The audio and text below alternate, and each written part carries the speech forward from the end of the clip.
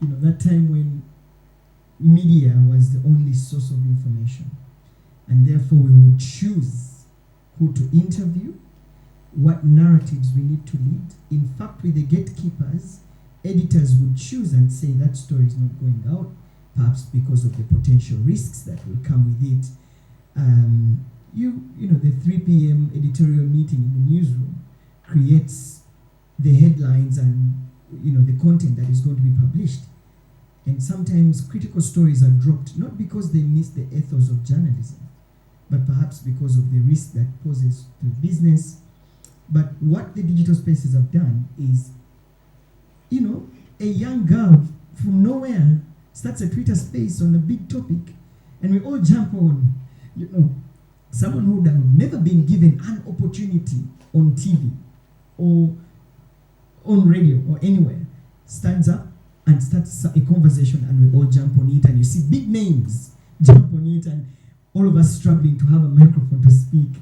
And I think that what you're saying, Agatha, is what this has taught us is broadly to say we cannot look at only mainstream media, but we also have a space of our own. But Michael, let me come to you, because yours is so much on digital communication, on human rights issues. What is So when we say that we would rather they remain free, no one will say it's because we haven't seen the negative side of it. So I'll go through the legal framework briefly. We have a constitution that guarantees the freedom of expression. And forever. It doesn't guarantee it for only you, Solomon, because you're in a media house, or only myself. So if we find a platform that gives access, that allows everyone to share their voice, we should be happy for that.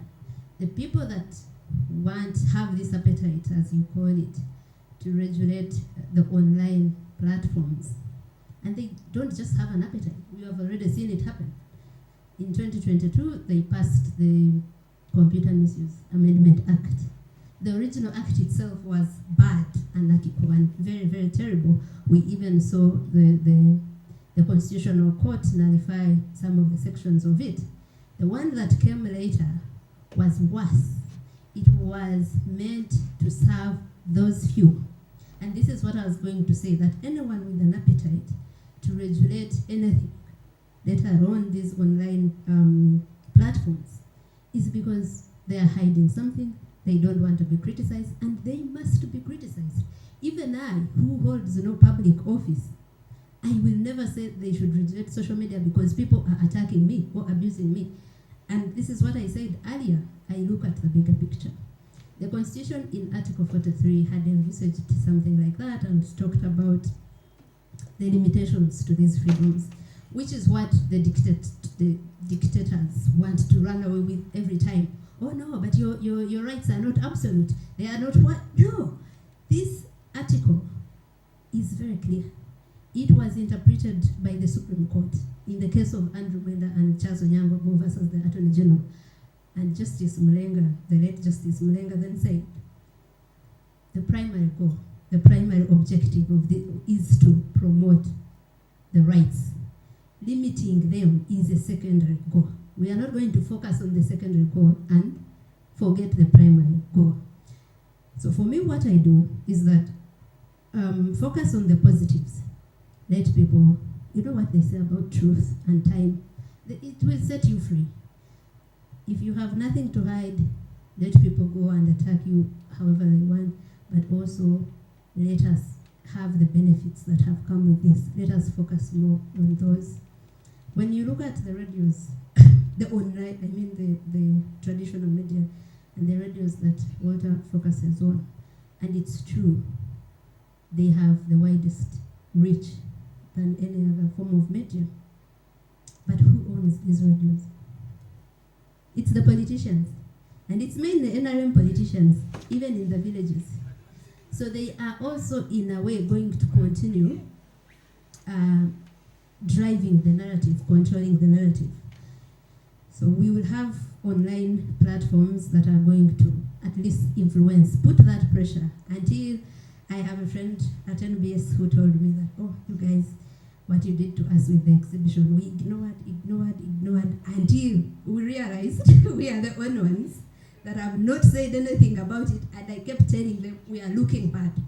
The same will happen for radios, and we will find a way of extending this pressure. I am sure in every village there's going to be at least 3 people with a smartphone. If we can extend to those, so that people in those radios have the same pressure, that even if it's an NRM MP that controls this radio and doesn't want people to talk about age limit or what's happening in Parliament with coffee, there's someone who is talking about it. Another form of the appetite to regulate is not the right word, the appetite to shut us up, is the people that have been imprisoned over their TikTok content. I don't know if you guys count them. There's one that was given 5 years. And do you sit and say, this country has thieves that walk freely. And these thieves, by the way, for me, I hate to say an allegation, even when it's not an allegation. Recently, I read in the Monitor, there was a letter from the editor. They was talking about Semakad and saying there's pressure over the word Semakad allegedly said about the DPP. I said, but we are misusing allegedly.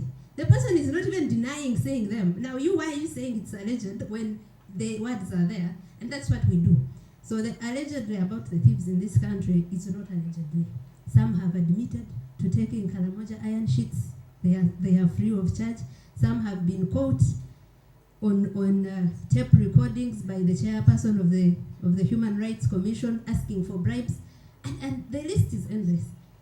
These people are at large, but you go and send a person because they have said Museveni and your family, whatever they have said, they are sent to 5 years in prison. And people have talked about the right to abuse. I wish that these platforms were used responsibly. I do that all the time. I always ask people, the day you have a tweet from me that attacks someone or falsely accuses them, just bring it. I don't attack personalities, so that's what I wish we could all do. It's just a wish. I'm not going to say that because people haven't adhered to my wish, they should be put to jail. It's a dictatorship. Thank you. Media, which I absolutely agree with, but you'll be using that media for the right reasons, and then tomorrow they will shut it down. So, for example, currently Facebook, I get so shocked when you go to another country and realize your VPN is off and you're moving through Facebook, right? And then here you actually need a VPN, and like no one cares. Even the government institutions are actually now sending out content on Facebook, right? I think they forgot their own rules. Yeah. So you use the platform responsibly, but still actually get things like the internet is being switched off, or a particular platform is being switched off. So how do we deal with that kind of situation? Because you will use it responsibly, and still because it's a dictatorship, they will actually shut down the platform. And that's really to explain to you that the shutting it down is not because of any irresponsible use. That's why I said they want to shut us up. That's what the appetite is for. It's not for regulation. I forget that there's Facebook, by the way, because they made me forget it totally. I got tired of VPN and trying to maneuver and whatever, and left it. So in this case is that they have seen that they can't shut down the internet forever. They can't switch off Facebook forever because people will still access it with these VPNs, and they are looking for other ways. I don't know if you guys read that amendment, the Computer Misuse Amendment Act. It had the most ridiculous provisions. One, use of social media to promote hate speech or attack or ridicule. And all those things are subjective. What you feel has ridiculed you is not what I'll feel has ridiculed me. Everyone will pick up something and interpret it the way they want. And that's what they wanted. The brief story behind it is that when it was being passed, the Speaker of Parliament, there's a footage of that. I know the background story, that she's actually the one that had asked someone to move it. But now, while that was an allegation, here was what you would call corroborative evidence. She sits in the house and asks, who is seconding the bill? And one person gets up and she starts counting. Is it only this one? Are you not seconding the bill? It's because you have not been abused. The day they abuse you, they're abusing your mother. So this is someone who is supposed to be referring, like just seated and chairing the session. And then she said, oh no, let them go to court if they want. We will see if these judges will agree with this, because they are also abused. You could tell the personal character, the personal drive in that act, and it eventually passed. We challenged it 2 years ago. Up to now, I am one of the petitioners. There's never been a hearing of that. And you have had people that have been prosecuted on that. Because what we had asked for was that even if the court doesn't have time to hear it immediately, can we have a stay of enforcement so that it is not enforced until the court decides whether it is constitutional? You've had Anderson Aurora that has been prosecuted on it. You have had some of the people in that TikTok, whatever. And it's really goes to the fact that, as he is saying, whether you are using it responsibly or not, as long as you're using it to expose them, which is what they didn't want, which is what they had managed to control with the media, the traditional media they control, either by owning it or by sponsoring it. You know how the revenue of this media industry is mainly from advertising, which is mainly from government. So you are now in spaces they have little control over, and that's where the appetite comes from. And then you know that they are coming for your Twitter spaces, because these spaces are also recorded. I got a call when I was hosting a space on the beating of Kakwenza, or even the march to Parliament. I got a call from a top official in UPDF who called me and told me, after the space, the next day, we are re-listening to your space in a boardroom full of generals. So, it gets you thinking, do you then start to do self-censorship? Thinking of whatever I'm going to say out. I'm just trying to interpret what are the implications of, when they start to prosecute people under that law. When you see people are being slapped with a jail sentence of 5 years because of the content they're putting out, does that therefore put you in a space where you're going to self-censor on that? But Michael, I'm going to quickly come to you. So while the digital spaces have provided us a great opportunity for us to speak up against human rights violations, speak up against corruption, but also have they come with their challenges? Disinformation, misinformation. You'll find in a riot, we're sharing pictures of Cameroon to further fuel the conflict. We're sharing pictures of the genocide in Rwanda. As the hashtag continues to grow, or maybe whichever hashtag, and we saw this very clearly during the previous election, the two hashtags that were trending, removing the dictator, I think the other one was steady progress. I think we had some two hashtags back then. So people used social media as a theater of political warfare, including getting misinformation and disinformation and enemy images and all these things online. How can we pay attention to the subject of misinformation and disinformation and fake news on digital spaces, especially that you come from a place of data, of research? You can tell that this is not true. And in the era of artificial intelligence, there's an audio that is going around on Twitter of Donald Trump telling African migrants, I'm sure you've listened to it, and Asian migrants, that they have a few days left before he comes to office, like he does his finger.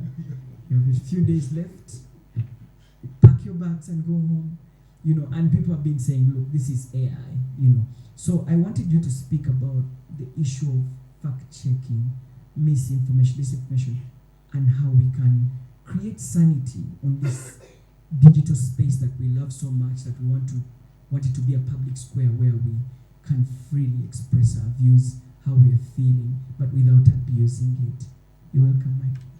Speaking to an audience of mostly people from civil society, I would like to first address them, right? That we need to be examples, right? We are the custodians of these spaces. A lot of organizations here and individuals here do run social media, digital platforms, right? I think it starts with us who run these platforms. One, to provide accurate content, that you're not caught on an organization account sharing or circulating information that is not checked. But also trying to have policies within your organizations around disinformation and what the staff actually get to do with their accounts. I mean, it's very difficult, but if we are to get value out of these digital platforms and they continue to serve society, we must really be serious about it. The other thing is, it's quite unfortunate that the government that should be helping to regulate these spaces is really trying to do the regulation as regards to political benefit, right? There's a certain TikToker who has misused the platform, who has abused a particular person, and then they jump on that one. But do we have within our justice system a strong focus on regulating the responsible use of digital platforms? For example, if someone said something against Agatha, and I went to a police station, will they pay attention to me? Or they will just say, those are social media things, don't bring here, right? So we really must take it seriously. Unfortunately, I don't know how we're going to push the government to pay attention and the justice system to pay attention to ensuring that the regulation of the digital media is actually promoting responsible use generally, and not just with regards to political benefit, right? And for the rest of the citizens, I think it's really just about being responsible. What I will not say about Solomon behind closed doors, the lie I won't tell about him, I should not say it on social media. It's just trying to be decent humans. Which really, for me, when you're speaking about things like human rights, it actually starts with individuals respecting another person's right to exist, right to live, right to health, right? Like you find a person like Agatha not sleeping because someone told a lie about them, right? I think for me, for the wider society, just the way we are promoting responsible use of roads, we must, because roads serve us to be able to go where we want to go, we must promote responsible use of digital media, because those platforms are actually very useful. They are serving a very, very, very big purpose, right, for us as a world currently, right? So I think that the issue is, one, policy within organizations, that you're promoting responsible use of digital media, that you're paying attention to the information that you put out, but also on the other side, the government, that the public institutions that must be able to enforce the use of these digital platforms, not to just focus on political issues, which of course for us in this country, everything is politicized, right? Yeah, that's really what I think. All right, thanks, Michael. Shortly, I'm coming to you. How the digital spaces have supported us in the investigative journalism space. So we will be releasing an investigation. It's called Tortured. But a lot of the evidence that we put in this investigation is from online. So we collected information that was recorded by you people and used it and worked with it and tried to pin some people on site. So digital spaces can provide a very big opportunity for us to collect data and evidence of things that have happened before, so that we can walk back in time. And I think the BBC worked with that as well in 3 killings in Kampala. The internet can be a big source of data that we can fall back to in strengthening investigations. But I also think that the internet was very strongly used in Kenya during the mobilization of the protests. against the finance bill. We also saw it being used on the March to Parliament space, where young people would, you know what was fascinating about that time? I saw young people start Twitter spaces, on their own. Like, okay, usually you would see Agatha, you would see Kamshenga, you would see Serwanja, you would see all this. But this time it's young people. And I was so happy. Like, they all mobilized together and led this movement. It was so absolutely powerful. It's your time to talk back. All of us here talk for a living, so we won't stop. The so-called order from above. Because every time we do things, it is order from above.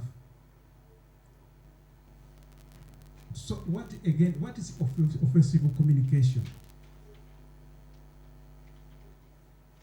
For us, let me say, I'm a journalist dropout. I'm a dropout, but I love what? Journalism, and I love media. That's why I'm here. But we have a problem with what? Social media. I've heard several times the speaker say that how authenticity is that what? Information. And it trusts it. It is true, but it trusts it because it has no basis. That is social media. It is not controllable, and sometimes it is driven by politicians. That's the cause of what's thing of it. We have a problem. May I listen to President Ruto engaging what? The Genesis. I listened to him. They were harsh on him, but he was telling them, please, I'm going to work on it. Come and we engage. And he said, no, we don't force us to come to you. You know where to find us. Find us at what? Social media. And he engaged them. There is no way we admire Kenya and we don't practice what it says. We must embrace what the Kenyans are doing. I saw him being surrounded by Genesis. They were not forcing him to beating him or the SFC beating people, but they were gentle on them. He talked to them and they left. And it was all over what?